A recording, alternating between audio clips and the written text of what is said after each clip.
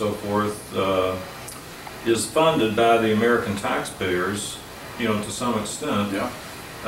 Is it conceivable that in some way your movement, the movement, could hold the government responsible to present factual? Yes. We constantly try to do that. It's always an uphill battle. Have you? I mean, we're talking about, you know, getting to the mainstream, though. I mean, not just people that are sensitive. Of course, of course. We in fact, I think we're the only organization that does this. We have an ongoing advertising campaign in 7 national magazines, and they cover the political. The idea is to pick magazines that talk to political leaders, opinion makers, and so we do the spectrum of political magazines: The Nation, which is a liberal progressive magazine; Reason, which is libertarian; Weekly Standard, which is pretty arch conservative; National Review, which is a Bill Buckley conservatism, the blue blood conservatism; New Republic, which is kind of democratic, progressive; Progressive Magazine; Mother Jones Magazine. And in that campaign, which we do a once-a-month ad in all the magazines, our goal is to get the facts out. And I think we've been doing this about a year now. We can see in the last year changes in the way the media reports this. Because those magazines have all been written for the media. I mean, they're read by the media, reporters read it, producers read it, and I think that we're constantly getting that kind of information out. So I'm confident we're going to get it. The advantage of us, we have the truth on our side. Yeah, I think. Now, you know, I look at the government.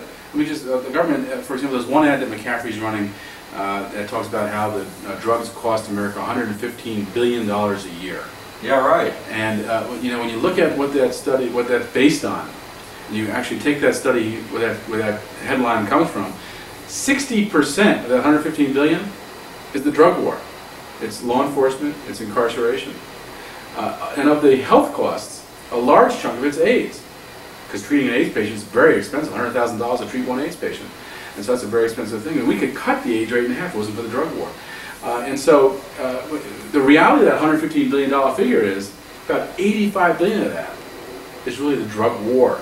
And so, you know, we use their overstatement against them and undermine their credibility and show the American public that their tax dollars are being used for propaganda purposes, and that in fact the facts support ending the drug war. And I think that's becoming more and more. People are getting there much quicker than politicians are, which is always the case. Well, needless to say, I appreciate your dedication and so forth. But on to another related issue, Sure. and one that just reminds me of how I've become so jaded, is the issue of hemp, the bastard cousin of marijuana. For a number of years now, Woody Harrelson and other activists and a lot of farmers in this country, there's been more and more stories about how industrial hemp could be a great benefit to the Economy.